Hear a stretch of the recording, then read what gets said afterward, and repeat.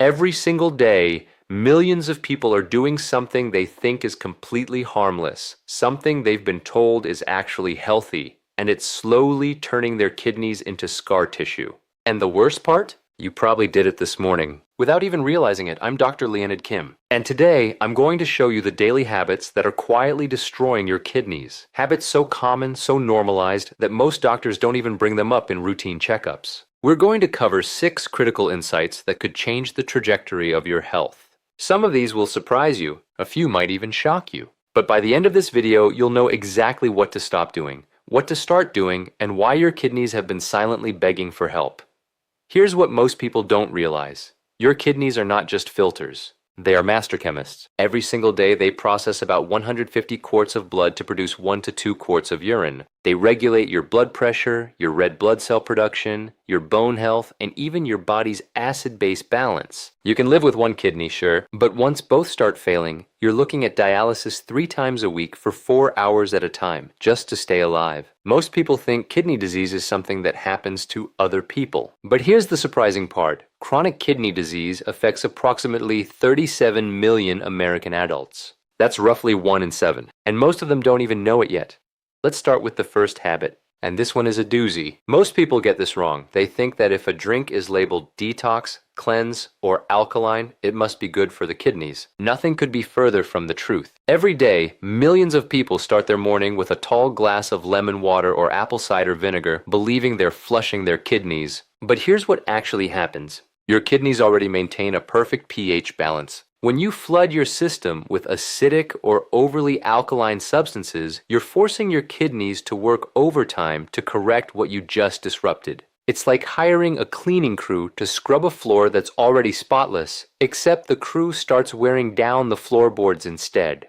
But this is where it gets interesting. The real danger isn't the lemon. It's what people don't drink. The #1 cause of kidney stones worldwide, chronic dehydration. And here's the kicker. By the time you feel thirsty, your body is already in a mild state of dehydration. Your kidneys respond by concentrating your urine to conserve water. Over time, that concentrated urine becomes a breeding ground for mineral crystals. Those crystals clump together, and suddenly, you're passing a stone that feels like broken glass moving through a straw. The biological mechanism is simple but brutal. When urine is concentrated, calcium, oxalate, and uric acid supersaturate the fluid. Think of it like sugar in hot tea versus iced tea. Hot tea dissolves sugar easily. Iced tea? The sugar crystallizes at the bottom. That's your kidney when you're dehydrated. The solution isn't fancy. It's not trendy. It's water. Plain water. About 2 to 3 liters a day for most adults. More if you exercise or live in a hot climate. And no, coffee and tea don't count the same way. Caffeine is a diuretic, which means it actually pulls water out of your system. Now let's talk about something sitting in almost every medicine cabinet in America. And this changes everything. Most people reach for over-the-counter pain relievers, ibuprofen, naproxen, aspirin, like they're candy. Headache? Pop a pill. Back pain? Pop a pill. Period cramps? Pop a pill. Here's the surprising part. These drugs, known as NSAIDs, are one of the leading causes of preventable kidney damage worldwide. And I'm not talking about overdose. I'm talking about recommended doses, taken regularly over months or years. Let me explain the mechanism in simple terms. Your kidneys are incredibly greedy for blood. They receive about 20% of your cardiac output every single minute. That blood flow is regulated by chemicals called prostaglandins. NSAIDs block the production of prostaglandins. It's like pinching a garden hose. The blood flow to your kidney tissue drops. The cells become starved for oxygen and nutrients. Over time, they die off and are replaced by scar tissue. That scar tissue doesn't filter blood. It just sits there, silently reducing your kidney function. The analogy I use with my patients is this. Imagine your kidney as a bustling city. Blood is the highway delivering food and oxygen to every neighborhood. NSAIDs are like closing down the main roads for maintenance that never ends. Eventually, the neighborhoods starve. That's acute kidney injury. And if it happens repeatedly, it becomes chronic kidney disease. Here's a statistic that should make you pause. A study published in the New England Journal of Medicine found that regular NSAID use increases the risk of kidney failure by up to 30%. 30% for a headache. The solution? Use NSAIDs sparingly. Never combine them. Never take them on an empty stomach. And if you need pain relief regularly, talk to your doctor about alternatives like acetaminophen, which is metabolized by the liver, not the kidneys, though it has its own risks if overused. Here's what most people don't realize about salt. It's not just about the shaker on your table. In fact, that shaker is probably the least of your worries. The average American consumes about 3,400 milligrams of sodium per day. The recommended limit? 2,300 milligrams. For people with kidney issues, just 1,500 milligrams. But here's the surprising part. Over 70% of that sodium doesn't come from your home cooking. It comes from processed foods, restaurant meals, and packaged snacks. That healthy turkey sandwich from the deli could have 1,500 milligrams alone.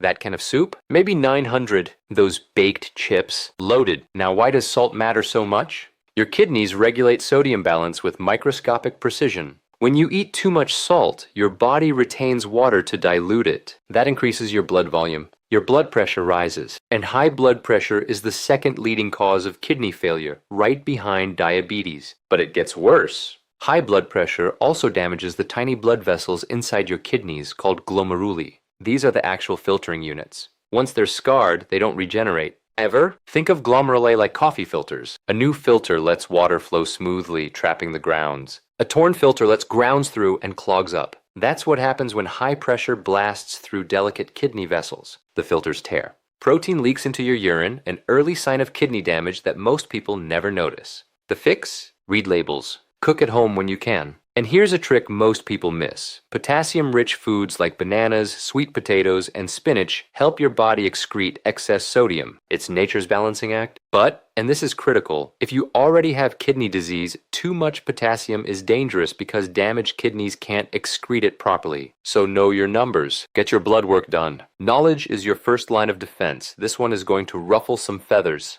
Because the fitness industry has sold us a lie. Most people get this wrong. They believe that more protein equals more muscle, more energy, more health. So they load up on chicken breasts, protein shakes, and steak, chasing those gains. But here's what actually happens inside your body. When you eat protein, your body breaks it down into amino acids. The byproduct of that breakdown is urea, a nitrogen-containing waste product. Your kidneys are responsible for filtering urea out of your blood and into your urine. Now, a healthy kidney handles this beautifully. But when you consistently eat far more protein than your body needs, you're essentially running your kidneys at maximum capacity 24/7. It's like driving your car at 120 miles per hour every single day. Sure, it can do it. But the engine wears out faster. Over time, the increased filtration pressure damages the glomeruli. This is called hyperfiltration, and it's well documented in medical literature. The surprising part is this. Studies on rats show that high-protein diets accelerate kidney aging. In humans, while the data is more nuanced, we do know that people with existing kidney disease absolutely must limit protein to slow progression. And for healthy people, the recommendation is about 0.8 grams of protein per kilogram of body weight per day. For a 180-pound person, that's about 65 grams, not 200, not 300. Yet walk into any gym and you'll find people consuming triple that amount. The analogy I use is this: your kidney is a factory worker. Give him a reasonable workload and he's efficient and happy. Triple his quota indefinitely and he starts making mistakes, getting injured, and eventually burns out. That burnout is chronic kidney disease. Does this mean protein is bad? Absolutely not. Protein is essential. But more is not better. Better is better. Focus on high-quality sources: fish, legumes, eggs, moderate amounts of meat, and stop treating protein powder like a food group. Now, let's talk about something that has nothing to do with food or pills. And this changes everything. Most people think sleep is just rest. It's not. Sleep is when your body performs critical maintenance. And your kidneys? They have a circadian rhythm too. During deep sleep, your blood pressure naturally drops by 10 to 20%. This gives your kidney blood vessels a much-needed break from the constant pressure of daytime activity. It's like turning down the heat on a simmering pot. But here's what most people don't realize. Chronic sleep deprivation keeps your blood pressure elevated around the clock. Your kidneys never get that nightly reprieve. The constant high pressure causes microdamage to the filtering units. Studies have shown that people who sleep fewer than 6 hours per night have a significantly higher risk of developing chronic kidney disease. One large study found a 19% increased risk for every hour of sleep lost below the recommended 7 to 8 hours. And it gets more interesting. Poor sleep disrupts your hormones. Cortisol, your stress hormone, stays elevated. High cortisol increases blood sugar, promotes inflammation, that internal fire I'll talk about more in a moment, and raises blood pressure. All three are kidney killers. Plus, sleep deprivation messes with your thirst signals. You wake up dehydrated, reach for coffee instead of water, and the cycle of concentrated urine and kidney stress continues. The fix? Prioritize sleep like it's a prescription medication, because for your kidneys, it basically is. Keep a consistent schedule. Limit screens an hour before bed. Keep your room cool and dark, and if you snore or wake up exhausted, get checked for sleep apnea. Untreated sleep apnea causes repeated drops in blood oxygen, which constricts kidney blood vessels and causes inflammatory damage. It's a hidden epidemic. This is the habit that breaks my heart as a doctor, because by the time most people notice kidney problems, the damage is already advanced. Here's the surprising part. Early kidney disease has almost no symptoms. None. You won't feel pain. You won't see swelling at first. You won't notice anything different in the bathroom. Your kidneys are silent workers. They don't scream for help. They whisper. And most people aren't listening. The whispers are subtle, foamy or bubbly urine, indicating protein leakage. Frequent nighttime urination. Persistent fatigue from anemia because kidneys produce erythropoietin, the hormone that tells your bone marrow to make red blood cells. Itchy skin from waste buildup. A metallic taste in your mouth. These are not dramatic symptoms. They're easy to dismiss. Easy to blame on stress, aging, or a bad mattress. But this is where it gets interesting. A simple blood test and urine test can detect kidney disease years before symptoms appear. The blood test checks your creatinine level, which estimates your glomerular filtration rate, your eGFR. Above 90 is excellent. Below 60 for 3 months or more indicates chronic kidney disease. The urine test checks for albumin, a protein that should stay in your blood. Even trace amounts are a red flag. Most people get this wrong. They think if they feel fine, they are fine. But kidney function can drop to 15% before you feel truly sick. At that point, you're staring down dialysis or transplant. The solution? If you have diabetes, high blood pressure, a family history of kidney disease, or you're over 60, get screened annually. If you're healthy and under 60, every few years is wise. It's a 15-minute investment that could add decades to your life. Now, I want to tie all of this together with a concept that explains why these habits are so dangerous. And I promise to keep it simple. Remember I mentioned inflammation as an internal fire? Let me explain what that means. Inflammation is your immune system's response to harm. Acute inflammation is good. It's the swelling around a cut, the fever fighting an infection. But chronic low-grade inflammation is like a smoldering fire inside your body that never goes out. And it's driven by every habit we've discussed.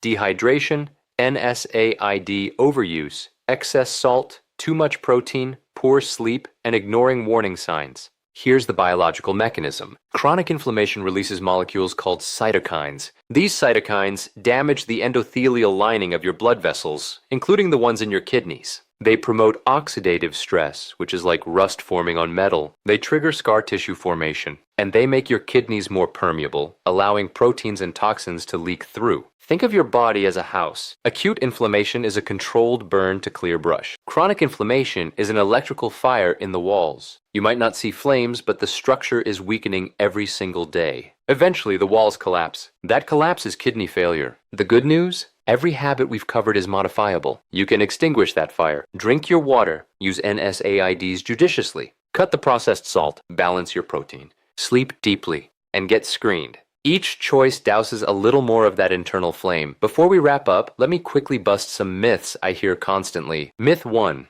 If I pee a lot, my kidneys are working great. Fact. Excessive urination can actually signal diabetes or kidney dysfunction, not health. It's about quality of filtration, not quantity of urine. Myth 2. Kidney disease only happens to old people. Fact.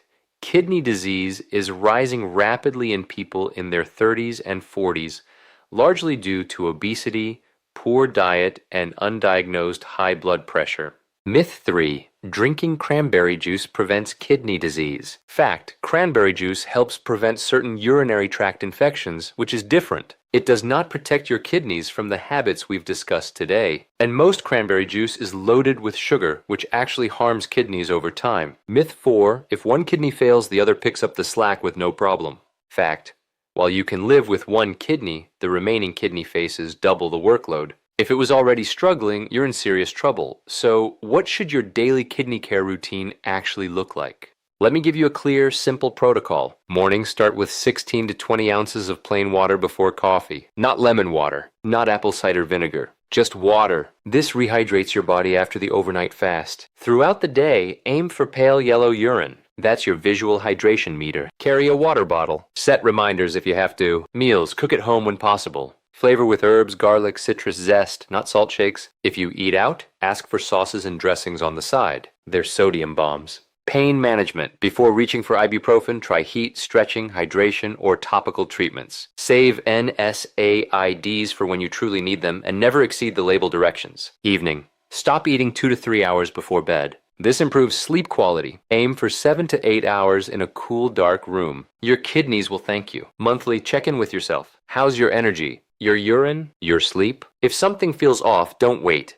Call your doctor. Your kidneys have been filtering your blood since before you were born. They've never taken a day off. They've never complained. They've just worked silently, loyally, tirelessly. And today, they're asking, not begging, but asking for a little help. The habits we've covered today aren't extreme. They're not expensive. They don't require special equipment or miracle supplements. They require awareness. They require you to choose water over soda, sleep over scrolling, moderation over excess, and prevention over crisis. Most people will watch this video, feel motivated for an hour, and then go back to their old routines. But you're not most people, because you stayed until the end. That tells me you're serious about your health. So here's what I want you to do right now. If this video opened your eyes, hit that like button. Share it with someone you love, because kidney disease is silent and the people closest to you might be walking the same path. Subscribe to this channel for more straight talk health content that actually makes sense. And drop a comment below. Which of these habits surprised you the most? I read every single one.